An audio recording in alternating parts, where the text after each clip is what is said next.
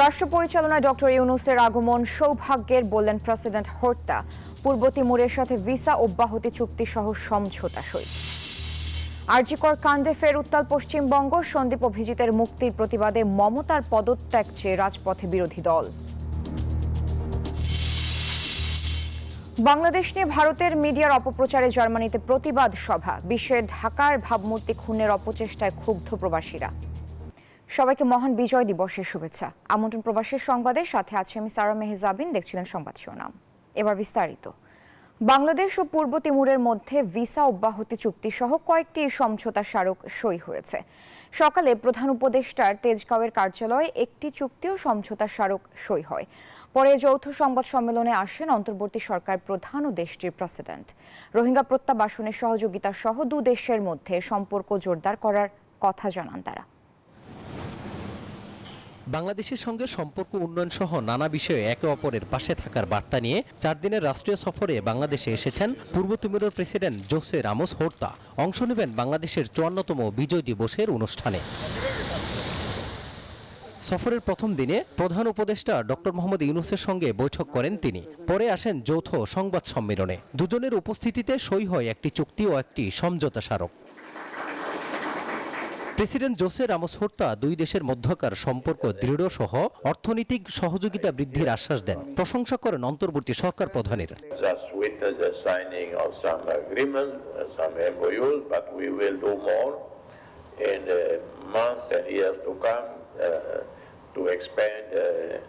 economic trade relations, and I think we can import more, Timor-Leste import more from Bangladesh. সংবাদ সম্মেলনে প্রধান উপদেষ্টা দুই দেশের বাণিজ্যিক এবং অর্থনৈতিক উন্নয়ন সহ রোহিঙ্গাদের নিজ দেশে প্রত্যাবর্তনে পূর্ব তিমুরের সহায়তার কথা বলেন। Take advantage of that skill together with the friendship that he has for all countries, Myanmar and Bangladesh and his own, to make a peaceful solution to the problem in the Rohingya things. Also, economically we can benefit because they are inviting us to invest. So our relationship grows stronger as we visit each other and see the opportunities for each other in both countries. শনিবার রাতে ঢাকায় আসলে president হোর্তাকে বিমানবন্দরে স্বাগত জানান প্রধান উপদেষ্টা। সকালে প্রেসিডেন্ট হোর্তাকে সেনানিবাসে গার্ড অব অনার দেয় 3 বাহিনীর একটি চৌকস দল। মাজহারুল ইসলাম, নিউজ 24, ঢাকা। আবারও বিক্ষোভে উত্তাল ভারতের পশ্চিমবঙ্গ। চিকিৎসককে ধর্ষণ এবং খুনের মামলার আসামিকে ছেড়ে দেওয়ার পরই রাজপথে নেমেছে শিক্ষার্থীরা। বিক্ষোভকারীদের অভিযোগ, রাজ্য কেন্দ্র বোঝাপড়ায় অপরাধীরা ছাড়া পেয়েছে। পোড়ানো হয় মমতার ছবিও। আটক দুজনের জামিনের খবরে ক্ষোভ জানিয়েছে নির্যাতিতার মা বাবা। তবে আশা না হারিয়ে লড়াই চালিয়ে যাওয়ার ঘোষণা দিয়েছেন তারা। চার্জশিট জমা দিতে পারেনি সিবিআই, তাই আরজিকর হাসপাতালে চিকিৎসককে ধর্ষণ এবং খুনের মামলায় জামিন পেয়ে যান ওই হাসপাতালেরই সাবেক অধ্যক্ষ সন্দীপ ঘোষ এবং ওসি অভিজিৎ মণ্ডল। তাদের জামিনের খবরে ক্ষোভে ফেটে পড়েন শিক্ষার্থীরা। জুনিয়র ডাক্তারদের বক্তব্য, আরজিকর ধর্ষণ এবং খুনের মামলায় 90 দিনের মধ্যে চার্জশিট দিতে না পারা সিবিআইয়ের ব্যর্থতা। তারা বলছেন, রাজ্য কেন্দ্র বোঝাপড়ায় সন্দীপ অভিজিৎদের মতো অপরাধীদের নিস্তার দেওয়া চলবে না। এ সময় মুখ্যমন্ত্রী মমতা বন্দ্যোপাধ্যায়ের কুশপুতলও পোড়ানো হয়। আসামিদের জামিনের খবরে কান্নায় ভেঙে পড়েছিলেন নির্যাতিতার মা বাবা। তবে আশা হারাচ্ছেন না তারা। এই যে যখন আন্দোলন চলছিল তখন তো সিবিআই ভালোই কাজ করছিল, তখনই তো গ্রেপ্তার করে দিল, কিন্তু যে আন্দোলন স্থির হয়েছে আবার ছেড়ে দিল। বিচার চেয়ে রাস্তায় নেমেছে বিভিন্ন রাজনৈতিক দল। সিবিআই তদন্তে ব্যর্থতার অভিযোগে বিক্ষোভ দেখায় কংগ্রেস। দ্রুত এই তদন্ত না হলে আরো কঠোর আন্দোলনের হুঁশিয়ারি দিয়েছে তারা। মাসুদ রানা, নিউজ 24। জুলাই আগস্টে ছাত্র জনতার অভ্যুত্থান নিয়ে ভারতীয় কয়েকটি মিডিয়ার অপপ্রচার বন্ধে জার্মানির বার্লিনের ব্রান্ডেনবুর্গার গেটের সামনে প্রতিবাদ সভা করেছে বার্লিনের বাংলাদেশি কমিউনিটি। ওই প্রতিবাদ সভায় সর্বস্তরের প্রবাসীরা দেশের পতাকা ও ভারত বিরোধী পোস্টার ও প্ল্যাকার্ড হাতে স্লোগান দিতে থাকে। এ সময় প্রবাসীরা বলেন, 5 আগস্ট হাসিনা সরকারের পতনের পর ভারতের গণমাধ্যম বাংলাদেশের বিরুদ্ধে নানামুখী ষড়যন্ত্রমূলক প্রোপাগান্ডা চালাচ্ছে, যা অত্যন্ত নিন্দনীয়। অভিযোগ করেন, দেশে হিন্দু সম্প্রদায়ের মানুষের ওপর হামলা, মামলা ও নির্যাতনের মিথ্যা তথ্য দিয়ে আন্তর্জাতিক অঙ্গনে বাংলাদেশের ভাবমূর্তি নষ্টের পায়তারা করছে এসব মিডিয়া।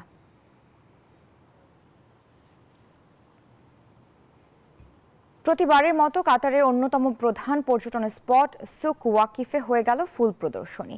এতে অংশ নেওয়া 70টি স্টলের মধ্যে প্রায় 30টি স্টলই রয়েছে বাংলাদেশি মালিকানাধীন ব্যবসায়ীদের।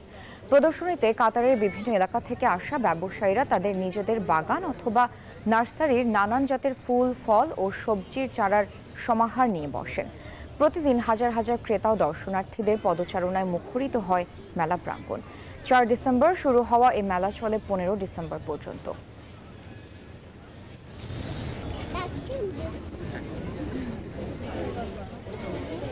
প্রবাসী কর্মীদের ভ্রাতৃত্বের বন্ধনের পাশাপাশি কর্মব্যস্ততার মাঝেও একটু আনন্দ ও প্রশান্তি দিতে সৌদি আরবে বাংলাদেশি কয়েকটি প্রতিষ্ঠান আয়োজন করে বার্ষিক মিলন মেলার।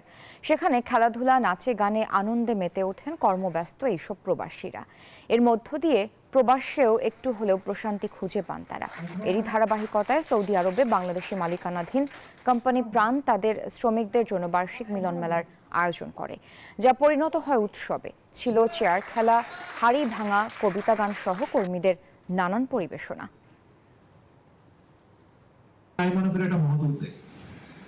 আশা করি আগামী বছর আমরা মোটামুটি জেদ্দা, আমি বললাম জেদ্দা, রিয়াদ মোটামুটি ভালো অবস্থানে আছে। আগামী বছরে যাতে আমরা আমাদের অবস্থানটা আরো ভালো করতে পারি এবং আশা করি আপনারা ভালো করবেন।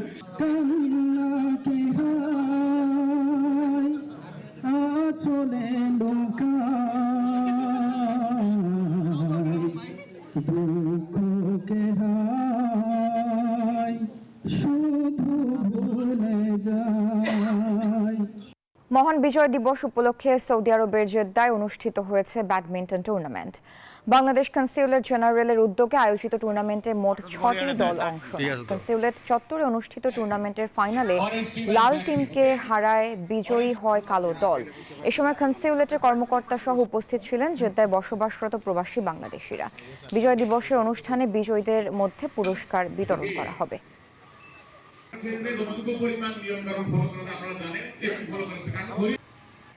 আমন্ত্রণ আরেকবার প্রবাসের সংবাদে। বিজয় দিবসে রাজধানী সহ দেশ জুড়ে থাকছে কয়েক স্তরের নিরাপত্তা ব্যবস্থা। নাশকতার কোনো শঙ্কা নেই, তারপরও সর্বোচ্চ সতর্ক অবস্থানে রয়েছে আইন শৃঙ্খলা বাহিনী। সচিবালয়ে কথা জানিয়েছেন স্বরাষ্ট্র উপদেষ্টা।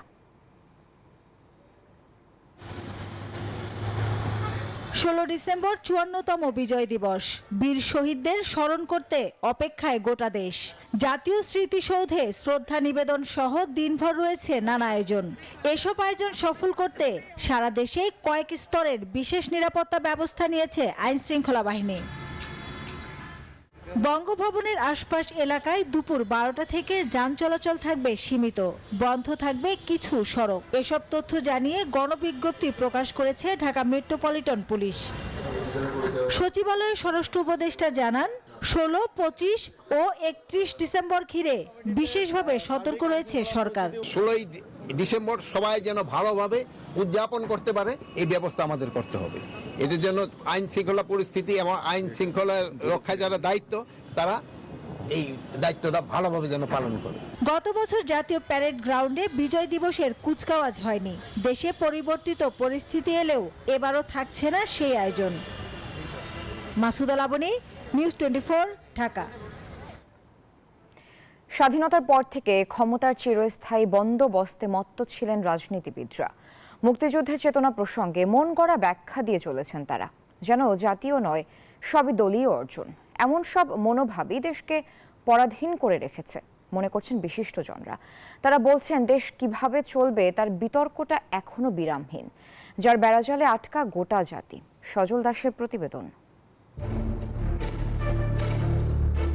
ভাষা আন্দোলন থেকে মুক্তিযুদ্ধ, অপশাসন, নির্যাতন আর বঞ্চনার বিরুদ্ধে রুখে দাঁড়ায় এদেশের মানুষ।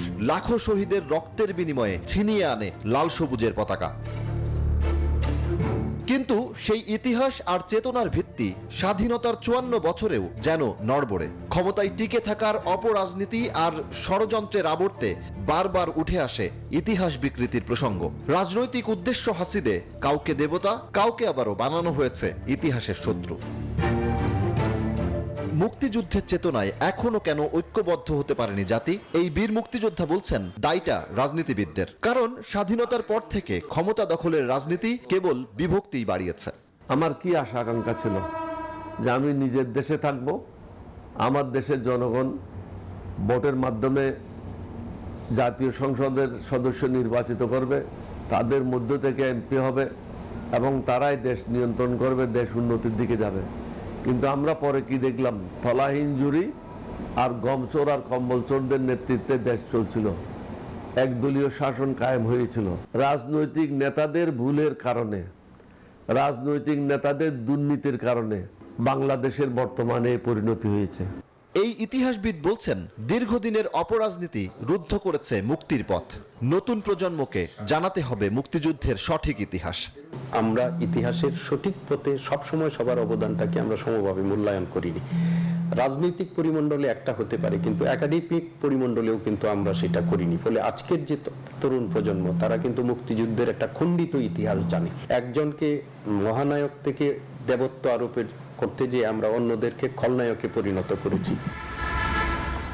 বৈষম্য আর বিভাজনের রাজনীতি বাংলাদেশকে পিছিয়ে দিয়েছে অনেকটা। অথচ ১৯৭১ সালের মহান মুক্তিযুদ্ধে এই বাংলাদেশিরাই ঐক্যবদ্ধভাবে সংগ্রামের মাধ্যমে ছিনিয়ে এনেছিল লাল সবুজের পতাকা। এবার সময় এসেছে ঘুরে দাঁড়ানোর। জাতি, ধর্ম, বর্ণ, গোত্র নির্বিশেষে সবাইকে সাথে নিয়ে সামনে এগোনোর।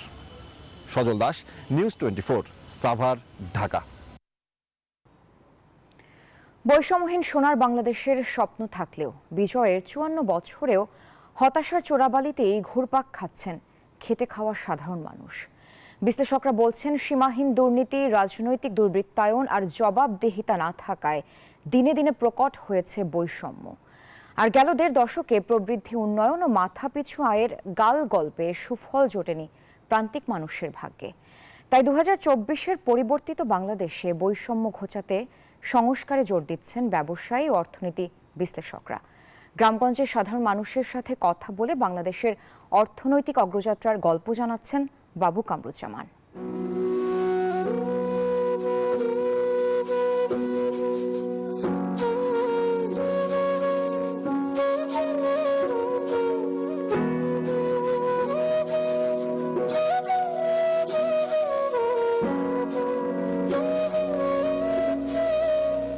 শীতের সকালে গুচ্ছ গুচ্ছ শাপলা যেন হাসছে বিজয়ের হাসি, বার্তা দিচ্ছে দেশের মানুষকে এক হওয়ার।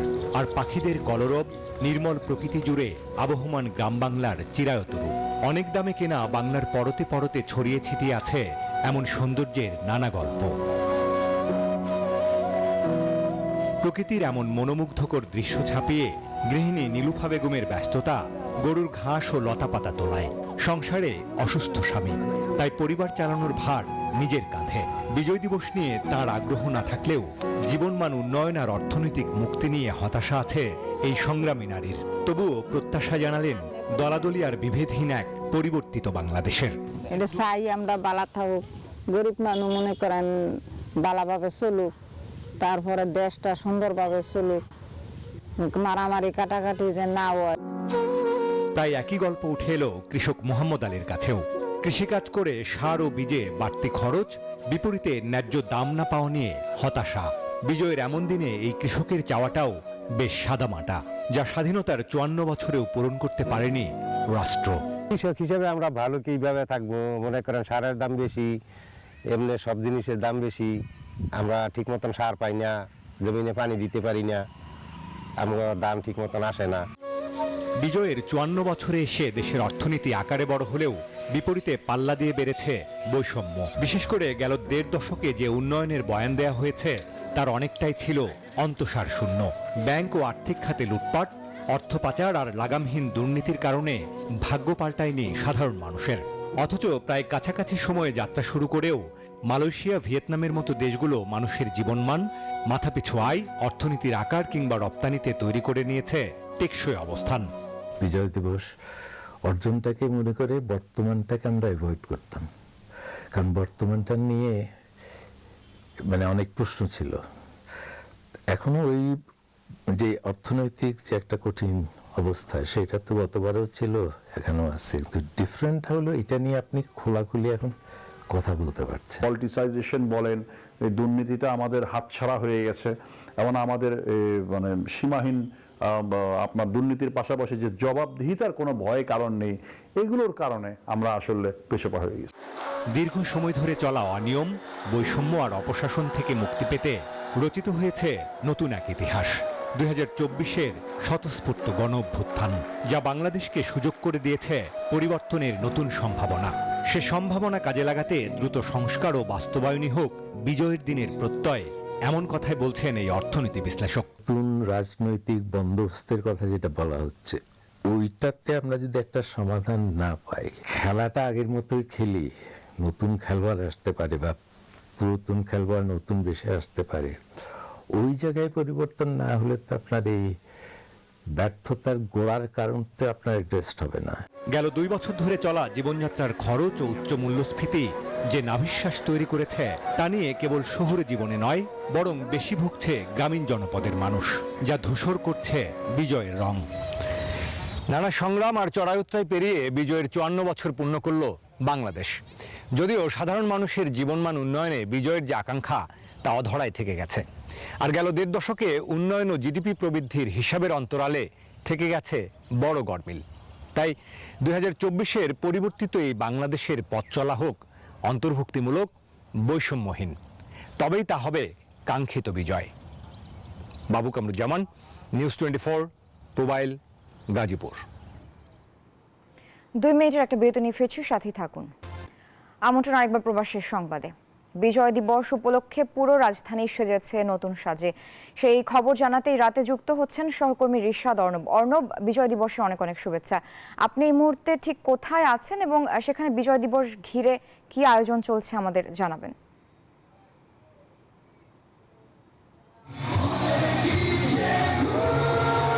দর্শক, এই মুহূর্তে আমি অবস্থান করছি টিএসসিতে। আমরা কিন্তু জানতে পেরেছি যে এই মুহূর্তে কিন্তু 16 ডিসেম্বরের প্রথম প্রহর কিন্তু অলরেডি শুরু হয়ে গিয়েছে।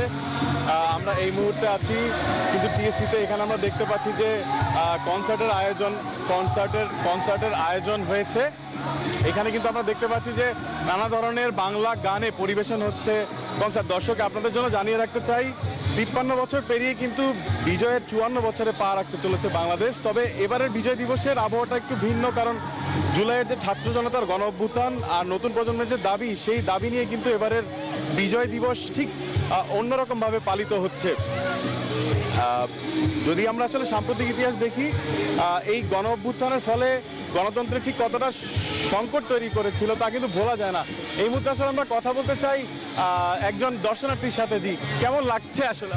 অনেক ভালো লাগছে, বাচ্চাদের নিয়ে এসেছি আনন্দ ভাগাভাগি করার জন্য। ঠিক আছে, আগামী প্রজন্ম যাতে এগুলো জানতে পারে, আমাদের ছোট ছোট বাচ্চাগুলো, একটা ছেলে একটা মেয়ে। আসলে যেমনটি বলছিলেন, তারা কিন্তু অনেকে দেখছি যে আমরা ছোট বাচ্চা নিয়ে তারা কিন্তু বিজয়ের এই আনন্দ উপভোগ করছে পুরো পরিবার সহ। এই আয়োজনে কিন্তু আমরা দেখতে পাচ্ছি যে পুরো ঢাকা শহর কিন্তু নানা ধরনের লাল সবুজ রঙে কিন্তু সেজেছে। পুরো ঢাকা শহর কিন্তু এক আয়োজনের মধ্য দিয়ে কিন্তু তৈরি হয়েছে। এখানে আসলে আমরা দেখতে পাচ্ছি যে টিএসসিতে নানা ধরনের বাংলা গানের মধ্য দিয়ে পরিবেশন হচ্ছে কনসার্ট। বালক, বৃদ্ধ, মেয়ে, সব বয়সী দর্শনার্থী কিন্তু আসলে এখানে অংশগ্রহণ করেছে। এই ছিল আমার কাছে টিএসসি থেকে সর্বশেষ। অর্ণব, আপনাকে ধন্যবাদ। দর্শক, যুক্ত ছিলেন সহকর্মী রিশাদ অর্ণব। এবারে বিজয় দিবস উদযাপিত হচ্ছে ভিন্ন এক আবহে।